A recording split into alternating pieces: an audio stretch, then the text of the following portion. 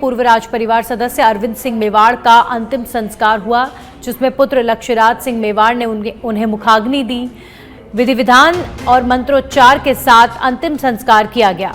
अरविंद सिंह मेवाड़ लंबे समय से बीमार चल रहे थे और लंबी बीमारी के बाद उनका निधन हुआ।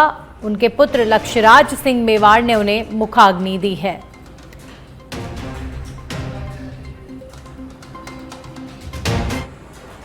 और अब खबर जोधपुर से है। अजान को लेकर बीजेपी विधायक बालमुकुंद आचार्य ने विवादित बयान दिया है। बालमुकुंद आचार्य के बयान को लेकर मंत्री जोगाराम का भी बयान सामने आया। सभी धर्म धार्मिक परंपरा को कानून में रहकर निभाएं, ये मंत्री जोगाराम ने बयान दिया है। तय कानूनों का सभी धर्म पालन करें। और मंत्री जोगाराम ने कहा कि राजस्थान, महाराष्ट्र, यूपी और एमपी के साथ कानून सबके लिए बराबर है। बालमुकुंद आचार्य ने कहा था, दिन में 5 बार तेज बजता है लाउड स्पीकर, और लाउड स्पीकर को लेकर जो कानून है उसके उल्लंघन की उन्होंने बात कही थी। तो अब इस पर मंत्री जोगाराम का भी बयान आया है और उन्होंने कहा है कि कानून जो है वो सभी धर्मों के लिए बराबर है। देखिए, मैं उसका प्रत्यक्ष साक्षी तो नहीं हूं, आपने जैसा समाचार दिया है। मेरा ये मानना है कि सभी लोगों को, सभी धर्मावलंबियों को जो प्रचलित कानून है, राजस्थान का विधिमानी कानून है, उसकी पालना स्वेच्छा से करनी चाहिए। हम किसी को बाध्य करें ये ठीक नहीं है, और कोई मजबूर करता है तो बाध्य भी करना पड़ता है। जो हमारे हिंदुस्तान, राजस्थान के जो कानून है उसकी पालना की अपेक्षा में हर व्यक्ति, हर जाति, हर धर्म और हर सरकार के नुमाइंदे से भी करता हूं। अगर हम सेल्फ डिसीजन के प्रिंसिपल को लेकर चलेंगे तो शांति व्यवस्था और अमन शांति हमेशा बरकरार रहेगी। मैं सभी धर्मों का आदर, मान और सम्मान भी करता हूं, पर साथ अपेक्षा भी करता हूं कि वो भी दूसरे धर्मों की मान, सम्मान और आदर करें और अपने जो पुराने प्रचलित रीति रिवाज है उनको भले बरकरार रखे, लेकिन वर्तमान प्रचलित कानूनों के अनुसार। और अब खबर जयपुर से है। पत्र प्रकरण पर हनुमान बेनीवाल का बयान सामने आया है। डांगा मेरा ही आदमी था, मुझे छोड़कर भागा, बेनीवाल ने यह बयान दिया है। खीवसर विधायक रेवंत राम डांगा ने मुख्यमंत्री भजनलाल शर्मा को पत्र लिखा था।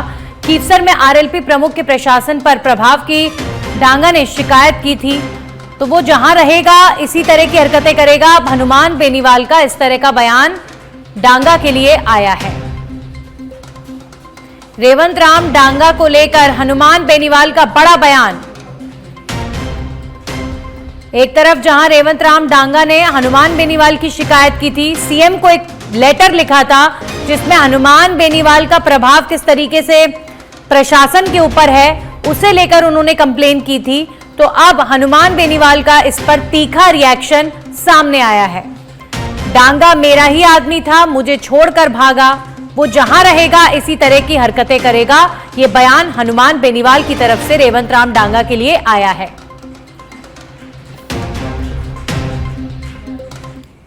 और अब खबर अलवर के खेड़ली से है, जहां पर 20 सरपंचों ने कांग्रेस छोड़कर भाजपा का दामन थामा है। कठुम्बर पंचायत समिति के 46 सरपंच में से 40 सरपंच बीजेपी के पास हैं। सरपंचों ने प्रदेश भाजपा कार्यालय में भाजपा की सदस्यता ली है। मदन राठौड़ ने सभी सरपंचों को पार्टी का दुपट्टा पहनाकर उनका स्वागत किया। कांग्रेस सांसद के तहत सहयोग नहीं मिलने से बीजेपी में शामिल हुए हैं ये सरपंच। सरपंचों ने भाजपा की रीति नीति से प्रभावित होकर बीजेपी का हाथ थामा है। पार्टी में विधायक रमेश खींची का कद भी बढ़ता हुआ नजर आ रहा है। क्षेत्र से पंचायत समिति कटुम्बर सरपंच संघ के मैं समझता हूँ 38-40 सरपंच हमारे यशस्वी मुख्यमंत्री जी का, और इस होली के महोत्सव पर उनको शुभकामनाएं देने, और बजट में जो कठुम्बर विधानसभा को जो तोहफा दिए उनकी शुभकामनाएं देने, उनको बधाई देने गए थे कल। और उसी के तहत कल प्रदेश कार्यालय भारतीय जनता पार्टी के कार्यालय में प्रदेश अध्यक्ष जी से मिलकर हमारे जो अनेक सरपंच कांग्रेस में थे उन सब ने सरकार की रीति नीति और मुख्यमंत्री के प्रति आस्था, और खास तौर से प्रदेश अध्यक्ष यशस्वी हमारे प्रधानमंत्री और जेपी नड्डा जी के प्रति आस्था बढ़ते हुए उन सब ने अपने आप में, मैं समझता हूँ 15 से 18 लोगों ने कांग्रेस छोड़कर भारतीय जनता पार्टी की सदस्यता ले ली है। हाँ, मैं जोरमल जाटव, सरपंच ग्राम पंचायत दांतिया, सरपंच संघ अध्यक्ष कठुआ। इसमें मैं कहना चाहूँगा, माननीय विधायक रमेश खींची जी के नेतृत्व में करीब हम 40 सरपंच थे, जिसमें करीब 20-22 सरपंच कांग्रेस विचारधारा के थे। प्रदेश अध्यक्ष श्री मदन राठौड़ जी के समक्ष हमने भाजपा की सदस्यता ग्रहण की है। ऐसा क्या मामला आया कि आपको कांग्रेस छोड़कर भाजपा का दामन थामना पड़ा?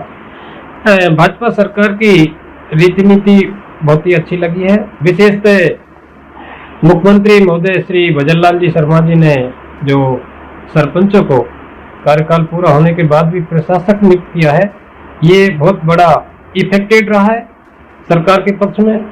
दूसरा, जो सरपंचों को मान सम्मान दिया है प्रशासक के तौर पर, जनता की सेवा करने का जो मौका दिया है सरकार ने, ये ज्यादातर सरपंचों को अपनी तरफ भाजपा में कार्य करने के लिए आकर्षित किया गया है। दूसरा, यहाँ की जो कार्यशैली है कांग्रेस की, उससे हम ज्यादातर जवानों के होली बहिष्कार के बाद पुलिस मुख्यालय पर फूंक फूंक कर कदम रखा जा रहा है। 18 मार्च को पुलिस कार्मिकों के मेस बहिष्कार करने की जानकारी आने पर डीजीपी ने आदेश जारी किए। आज पुलिस कर्मियों के साथ वरिष्ठ अधिकारी मेस में खाना खाएं। डीजीपी यूआर साहू ने ये आदेश जारी किए हैं। तमाम पुलिस कमिश्नर, आईजी, जिला एसपी, डीसीपी और समस्त कमांडेंट को ये दिशा निर्देश जारी किए गए हैं। सभी को संपर्क सभा, ब्रीफिंग सत्र आयोजित करने के भी निर्देश दिए गए। सभी को संपर्क सभा में निम्न निर्देशों को दोहराने के लिए कहा गया है। पुलिस मुख्यालय को अधीनस्थ पुलिस कर्मियों की समस्या का ध्यान है, इस पर गंभीरता से विचार किया जा रहा है। किसी भी नीतिगत निर्णयों को अमल में लाने के लिए प्रशासनिक स्वीकृति, वित्तीय प्रावधान की आवश्यकता है। विरोध प्रदर्शन करने से समस्या का समाधान नहीं होगा। तो अब इस मामले को लेकर पुलिस मुख्यालय ने और खुद डीजीपी ने संज्ञान लिया है और उनके द्वारा दिशा निर्देश जारी किए गए हैं कि जो तमाम अधिकारी हैं वो अपने टीम के तमाम जो पुलिसकर्मी हैं उनके साथ संवाद करें, उनकी समस्याओं को सुनें। और अब खबर जयपुर से है। बड़ी खबर का रुख करेंगे। रेलवे स्टेशन से 4 वर्षीय बालक के अपहरण का मामला सामने आया है। जीआरपी थाना पुलिस को अब इस मामले में बड़ी सफलता हाथ लगी है। जीआरपी थाना पुलिस ने बच्चा चोर गिरोह को पकड़ा है। ट्रेनों और स्टेशनों पर ये लोग वारदात को अंजाम देते थे। आज शाम को 4 बजे अब जीआरपी थाने में एसपी प्रेस वार्ता करके इस पूरे प्रकरण का खुलासा करेंगे। एक 4 साल के बच्चे को किडनैप कर लिया गया था बच्चा चोर गिरोह द्वारा। इस मामले में जीआरपी पुलिस ने कार्रवाई की है और उन्हें सफलता भी हाथ लगी है। अब इस मामले को लेकर 4 बजे प्रेस कॉन्फ्रेंस की जाएगी।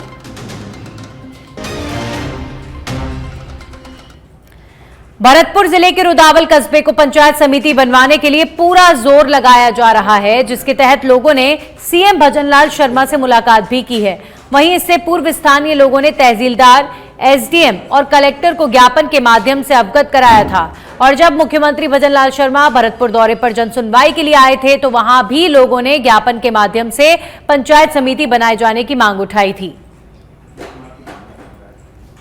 से अगर हम रूपबाज जाते हैं, वैसे अपन को कोई दिक्कत नहीं, रूपबाज नजदीक है, पर अगर जब नजदीक सब जगह बंदबारेठा बन सकती है तो फिर रुदावल में क्यों नहीं? रुदावल तो भौगोलिक स्थिति के हिसाब से आवश्यक है।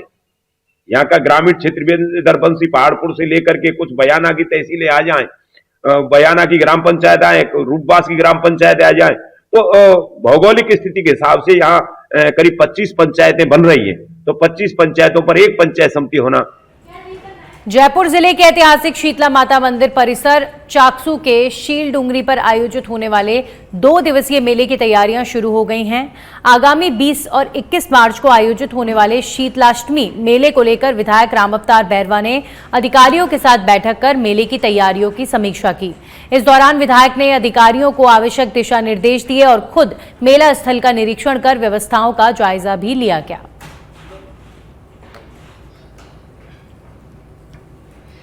जैसलमेर के पोखरण में पुलिस टीम को बड़ी सफलता हाथ लगी है। आपको बता दें कि पुलिस ने 30 चोरी की मोटरसाइकिल्स को बरामद किया है। साथ ही 2 चोरों को भी पुलिस ने गिरफ्तार कर लिया है। एसपी के निर्देशन में एएसपी और सीओ के सुपरविजन में रामदेवरा एसएचओ शंकरलाल की टीम ने कार्रवाई को अंजाम दिया।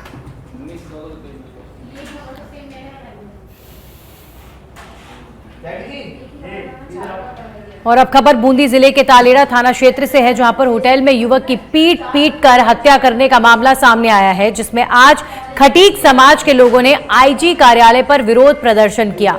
समाज के पदाधिकारी दिनेश खटीक ने बताया कि 7 मार्च को कोटा के डीसीएम निवासी अपने दोस्तों के साथ तालेड़ा की वेलकम होटल में गए थे, जहां पर खाना खाने के बाद युवक की होटल कर्मचारियों के साथ बहस हो गई, जिसमें होटल के कर्मचारियों ने कोटा के युवक को पीट कर मौत के घाट उतार दिया। समाज के लोगों ने मृतक युवक की हत्या की निष्पक्ष जांच करने को लेकर मांग उठाई है। घटना है, मेरे पापा और उनके दोस्त जो हमारे पड़ोसी है, दोनों गए थे। वो दिन में निकले थे तो ठेके पे गए थे, तो वहाँ पे उनके साथ मारपीट हुई होगी। तो उनमें एक मृत घोषित कर दिया, एक की डेथ होगी। तो मेरे पापा उनकी तो डेथ होगी और उनको मेरे पापा को फंसा दिया गया, नंद बिहारी जी को, जो वो घायल है। उनके साथ भी मारपीट हुई थी, उनकी आग में भी लगी हुई है और पसलियां भी फ्रैक्चर है। तो पुलिस वालों ने 7 तारीख की घटना है और उनका मेरे पापा का 11 तारीख को मेडिकल करवाया। हमारे कोटा शहर के पास ही बड़गांव वार्ड नंबर 1 की घटना है। 2 पड़ोसी मित्र पारिवारिक तरीके से साथ रहने वाले दोनों बूंदी जाते हैं। शाम को बूंदी से लौटते वक्त पास में बड़गांव बावड़ी है, गोविंदपुर बावड़ी, वहाँ पे दोनों को शराब के ठेके पे अपना हेलमेट लेने के बहाने गया और वहाँ उस शराब के ठेकेदार से झगड़ा होने की वजह से एक साथी की तो वहाँ पे ऑन द स्पॉट हत्या हो गई और एक साथी के साथ पसलियों में मारा पीटी सारी घटना घटित हुई।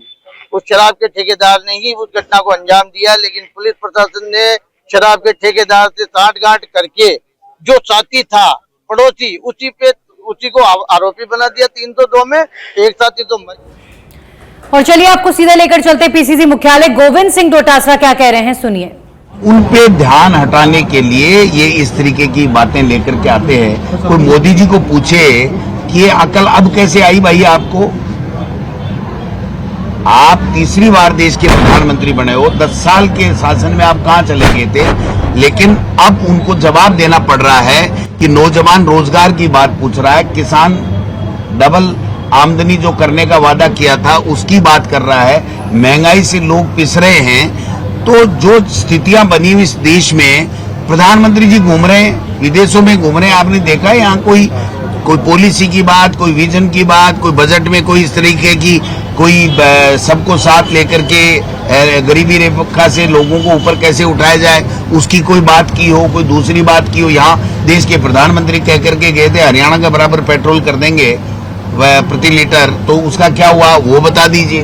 तो जो ईआरसीपी का हमारा मुद्दा था, राष्ट्रीय परियोजना, नाम बदल रहे हैं रोजाना, कभी पीकेसी कर रहे हैं, कभी राम सेतु कर रहे हैं, कभी तीसरा श्याम सेतु कर देंगे।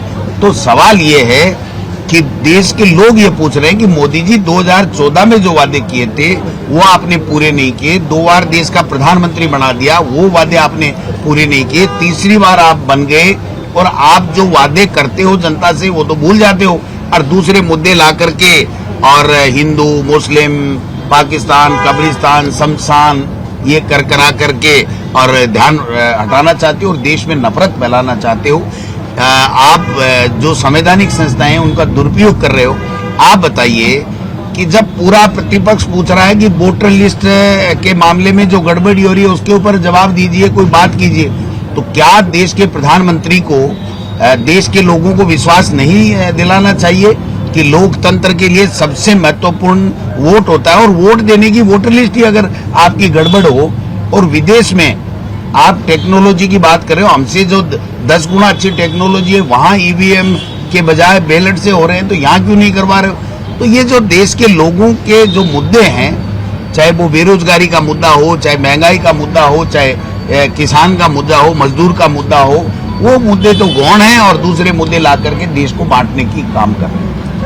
विधायक ये कह रहे हैं कि कल प्रशासन अनुमति देने वाली वो तो अच्छी बात नहीं है, उनको नहीं कहना चाहिए। उनको समझना चाहिए कि जब मुख्यमंत्री की इस प्रदेश में नहीं चल रही है तो एक साधारण बीजेपी का एमएलए कैसे कह सकता है कि मेरी चलनी चाहिए? वो उम्मीद ही कैसे कर सकता है? आज मुख्यमंत्री कह सकता है मेरी चलती है।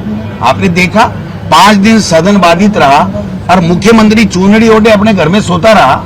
ऐसा होता है कि सदन का नेता प्रतिपक्ष के पास जाकर के बात करे कि क्या मुद्दा है, क्या मामला है, बताइए कैसे करना है, क्या करना है।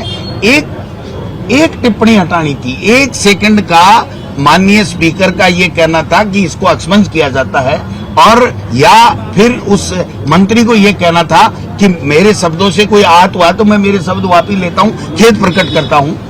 हमने सदन चलाने के लिए जनता के मुद्दों को सदन के अंदर चर्चा हो, सरकार की जवाबदेही तय हो, मंत्रियों को अपने विभागों के बारे में, जनता की समस्याओं के बारे में जवाब दे, इसके लिए हमने खेद भी प्रकट किया।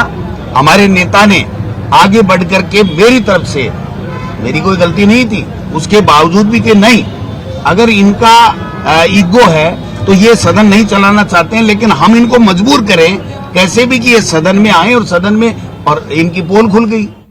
चलिए अब खबरों में आगे बढ़ेंगे और बात करेंगे डूंगरपुर जिले के कुआ थाना क्षेत्र के माला खोड़ला गांव के पास अज्ञात वाहन ने बाइक को टक्कर मार दी। हादसे में बाइक सवार युवक की मौत हो गई। पुलिस ने पोस्टमार्टम के बाद शव परिजनों को सौंप दिया है। पुलिस ने मामला दर्ज कर जांच शुरू कर दी है।